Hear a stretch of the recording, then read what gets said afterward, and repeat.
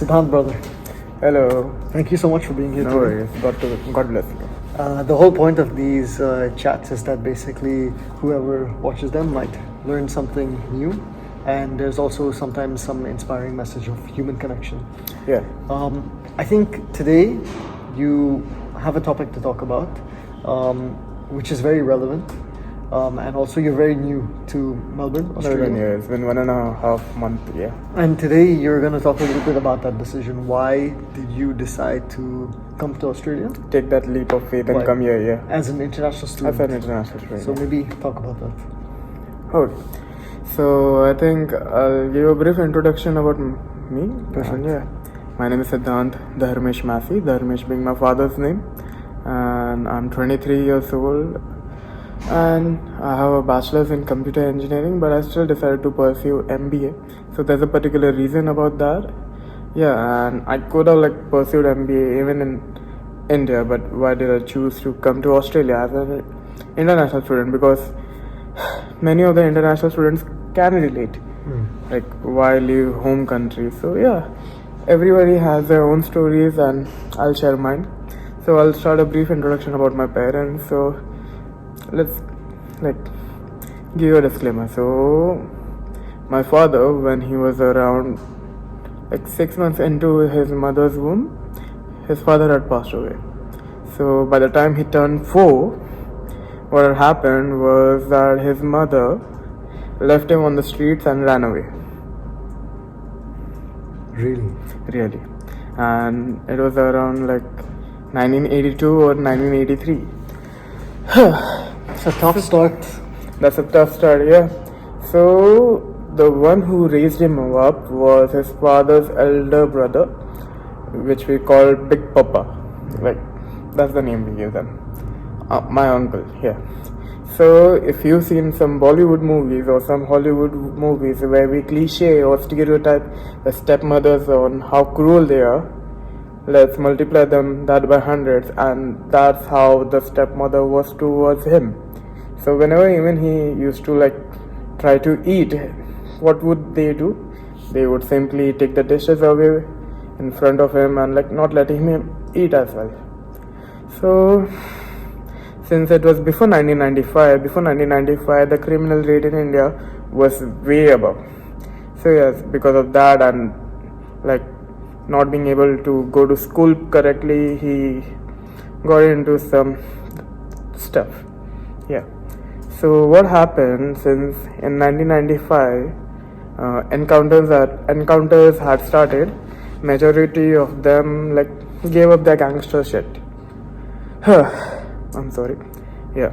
And after that he started working. He was around 18 or 19 years old around at that time, 1996, 1997. He one day just met my mother and he was like, I'm going to marry this woman. So it was a love marriage. It was a love marriage. It was a love marriage in the sense he met my mother once. He spoke to her. He found her really, really interesting. And he was like, if I'm gonna marry this woman. And the next thing he did was show up at her place.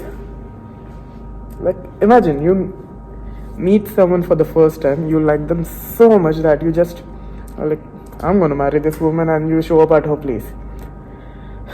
So he spoke with her mother for a whole entire year. He was behind my mother. Please marry me, please marry me, please marry me, please marry me. I may not have much right now, but I will gain everything, and yeah, please marry me. So my mother finally was like, okay, I'll marry you. And there's a story behind my mother as well. So when my mother was around 5th grade, her father had passed away from blood cancer, and they were very, very poor. They did not have any kind of financials with them. So yeah, even she had her own story. Basically, she was a vegetable seller back in India. Wow. Yeah, and she was around 10-12 years of age. So yeah, to help her mother, her sister, her brother, and everyone, she would sell vegetables or go wash some utensils while she was just 13 or 14 years of age. So the thing was, the moment my father found my mother, he pursued my mother and her mother for a year, and finally they decided to marry. And since my dad was just like, he had just passed 7th grade, did not have any education background, he could not get into any companies for jobs or anything. So basically he would do odd jobs, like he would do housekeeping, he would drive trucks and logistics driver and everything, which basically did not require you to have any educational background. So once I got married, what happened was my mother introduced him to Christ. He gave up all his alcoholism, all his whatever things those were, and after that, like after a year's marriage, my mother gave birth to me, and we were very poor. Sometimes until 2006, like I was around 5 at that age, we did not have like much anything. So basically I grew up with my parents, and like even they were pretty young. Like my dad was just around 21 years of age when he had me. Oh. 22. I'm sorry, young, 22. Yeah, and same, my mother was 22 as well. They had married in 2000, and in 2001 I had born. So we had nothing. And the step parents and the step family, not the step family, the elder papa's family, which my father grew up with, they were pretty bad with him. They were so terrible with him, to the point that they would literally fight with my brother, call cops on us to get us out of the house, and like we did not have any money at all. So the moment the elder father died, like in around 2004 or 2005, the first thing that they did was threw us out of the house. Oh, do you have any memory of this? Or? Yeah, I do have memory of that, yeah. So all of possessions and everything, like it was all outside the house, and I was a very small kid, and all I could remember that I had a toy car, remote controlled car, like it was connected to the car with a wire, and I was like giving to Papa, why isn't this working? So I had that memory jotted down, where my mother and father were on the streets and like with all our things thrown outside. So then what happened was, my father's friends, like right, once you have like very bad times, the only thing you get are good real friends who stick by you. So they helped him out, and we were able to find a place on rent, and it was very small place, like the table that I have in front of me, the room was around this big only. Are you serious? Yeah. For perspective, it's a pretty small table. Yeah, it's not a big table. It's not a big table, yeah. So, and yeah, we could not afford that as well. So where was this? It's around 2005 to 2008. Which city? Bombay, yeah. And rent there is anyway expensive. Very expensive. Oh, Mumbai is expensive. Mumbai is really expensive. So did your parents study in college or? Nothing. 12 pass? Not 12 pass. My dad was 7th grade, and my mother was 10th pass, but still, as they did not have that parental support, because like in both the areas, in my father's point of view, both the parents weren't present, and in my mother's view, she had to like support her mother, because she had two siblings as well, so she was the eldest, so she had to support her mother and her sister and her brother as well. So even she could not complete her education, and trust me, they are one of the most genius and smartest person I have ever seen in my entire life. With their skills in maths and whatnot, dude, they could kill it if they were in college, but still they could not. So yeah, I do have a story for that as well. So my dad started working odd jobs. My mother had started tiffin services, and basically like till 3 o'clock or 4 o'clock in the morning, my mother and me, we would like fix the tiffin boxes and everything, and we would give it to father and before going to his own morning shift, he would like wake up early like 3-4 hours early. He would go deliver the tiffin boxes, and then he would go and do his own shifts. So from there we started, and from there we started like upscaling the work and everything. And my father finally decided to open his own company in 2010, and then we started taking on contracts. So our company's name is Clean and Green TI, and basically we undertake contracts like we how do I say, what's that word, undertake contracts for pantry boys, plumbers, peons, janitors, all of that stuff. So we started getting smaller contracts, and from there eventually one day what happened, we had like 12 small contracts where it was like two janitors or 2 plumbers, etc., like those kind of contracts. And suddenly in 2013, in a month, we lost all of them. We again hit rock bottom. Wow. Yeah. And from there we again started working, and even like in 2013 I was around 12 years of age, so I tried to help my parents as much as I can, and I was around in 7th grade, I think. Yeah. So from there, and at that time marketing was not as famous in India as it was in in other countries, because we did not have e-marketing in India, if you do remember.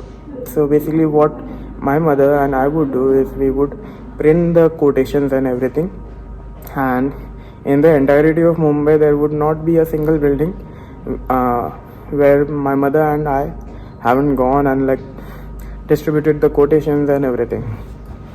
So we used to do that. So from there we started gaining a little bit of name for ourselves in the industry, and from there we got 3 huge contracts now, which are in Mumbai International Airport Limited, and like if you know UPS, DHL. Oh, really? Yeah. So what industry is it? It's a manpower supplying industry. Basically, on contract basis, we will provide you with whatever kind of manpower you want. Basically, if you need janitors, so and so number of janitors, we would supply you with them. And how's the business doing now? Oh, the business is doing great.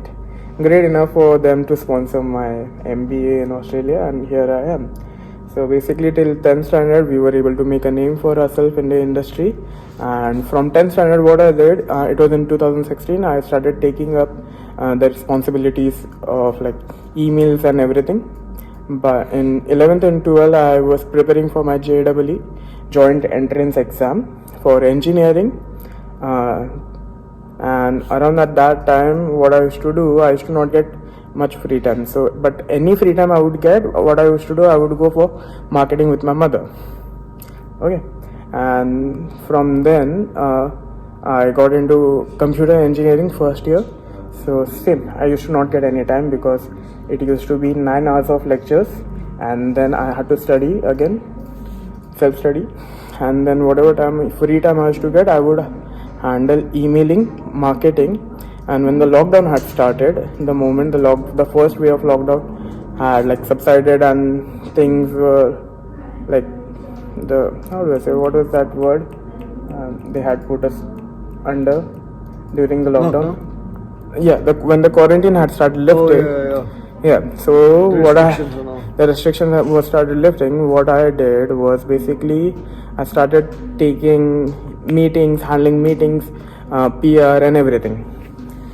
So basically at that time I was more like, if I'm pursuing computer engineering, okay, I have the technological skills and everything, but now that I understand the core basics of my business, I can in future do a startup of my own where I can provide technological solutions, where I can manage the people who manage and like get things done. So basically my whole point of view was that I have the technical knowledge, and with an MBA I will be able to start my own startup in future. And also by gaining some capital, by taking some by providing some solutions here and there, I would able to help my father in scaling the business up. So just to clarify, it seems your family came from a very, you could say poverty, from a very Poverty, yeah. poverty to establishing themselves, going back down after Yeah. establishing themselves, and then going back to a position where they're comfortable, and it's like a rags to riches story. Yeah, It's a proper inspiring yeah. curve, and that's what gave you the chance to come to Australia to study. To study, yeah, As and an that's international what student. drives me more to study better, yeah. As an international student. So on that topic, what in particular got you from Mumbai as an international student to come to Australia? What was that drive? Why Australia? Well, Australia, yeah. So according to if you've seen the previous past 2 years of condition in USA, we know it's not that great. UK and Ireland is very much highly populated by Indians because everyone is going there. But the thing was with MBA in Australia that I did not require any kind of prerequisites as for the work experience. Okay, so if you want to pursue MBA anyway, you basically need a minimum requirement of 2 years of experience. But since I was working for my father, but I don't think that experience would be counted here. I guess professional experience, like your formal experience. The formal experience, yeah, it wouldn't be counted. So I did not want to waste more time. So hence I chose Australia because even after completing your degree, you get ample amount of time to find a job for yourself. And it's not that I would still continue to work in Australia. I'm more of the guy where I would like to work upon my skills and be so good at what I do to the point that people won't see my nationality but only my skills. So that's my point of view. And what are the plans after you finish your MBA? Yeah, so after MBA, at the same time I'm learning data analytics as well. Where from? By myself, self-taught, yeah. Well. So I'm a computer engineer, so I know what skills to learn and where to learn from. Basically that, and I think I will try for German companies because I have some of my friends from computer engineering who had taken like 2-3 years of drop and then they had continued with me, and to be honest they have the similar kind of stories as mine, and that is exactly why we could bond better, and they are doing so good at German companies to the point that they want me to like get up to that level and join the company with them. It's impressive. Yeah. And how would you kind of rate or describe being an international student in Australia? What's the experience like for you? You've only been here for a month. Yeah. So when your first couple of weeks there, how would you describe it? I was so scared. I was so afraid because I did not know how things work here. Basically, I did not want to offend anyone over here. I did not know how the traveling works over here. And at the same time, I know that I'm a very humble person and I try to understand people's perspective first and then give my opinion, understand people's problem. But since I've come here, I understand that not everyone is like that.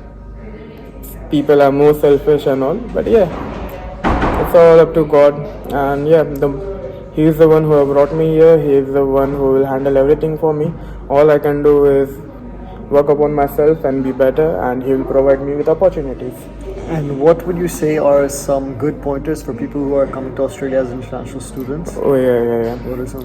So if no one, as an individual, I will just tell you that you're the only person who is going to take you yourself seriously.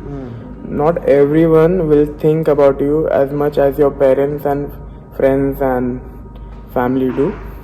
So take care, take that into mind, and whenever you're coming here, just remember, no matter how good people are with you, it's all you. You are your own responsibility. You are your own responsibility. Just remember that. Yeah, and save and make your resumes quickly and apply for TFN as early as you can. What is TFN? A tax filing number. So with this, people can get jobs in Australia, right?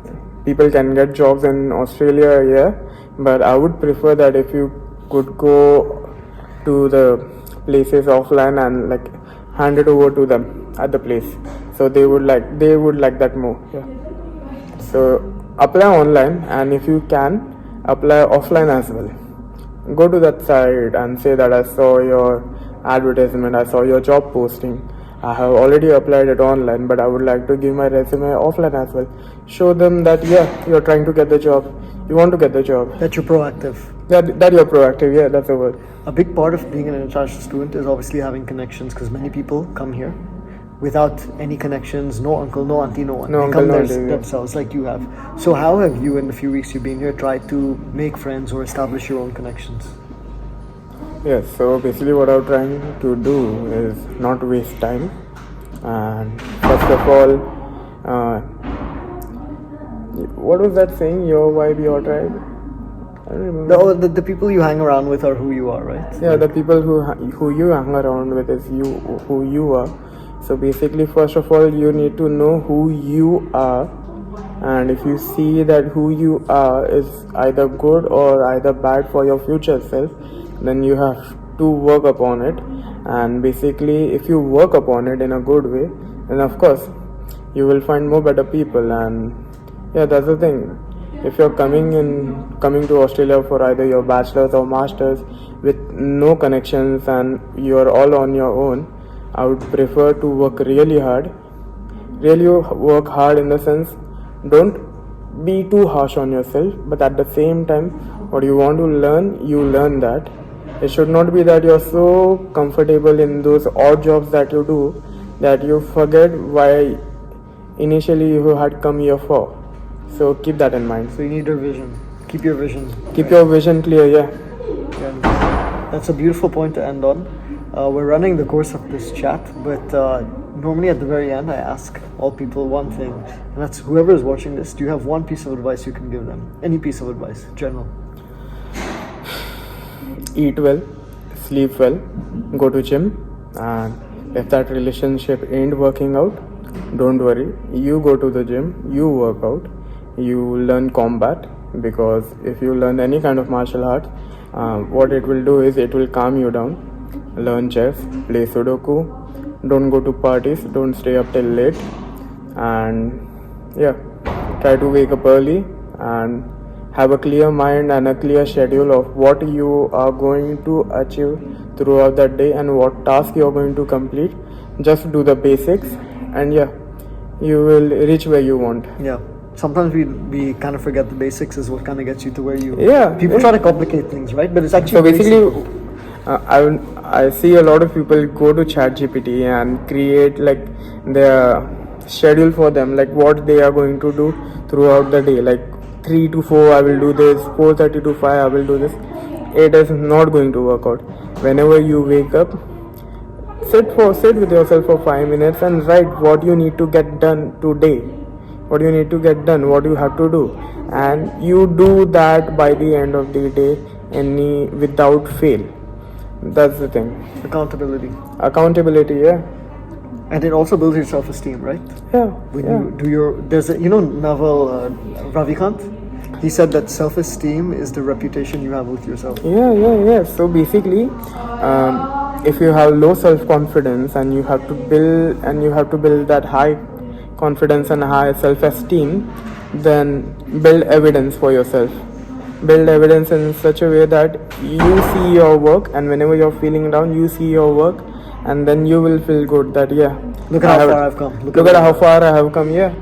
Discipline. Yeah.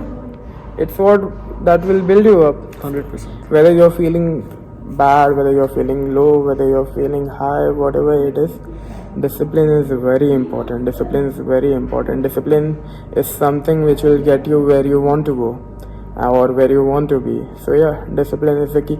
Beautiful. Good point to end on. Thank you, Siddhant, so much for being here. Yeah, and I also would like to add that my parents wanted to continue their education. So in 2021,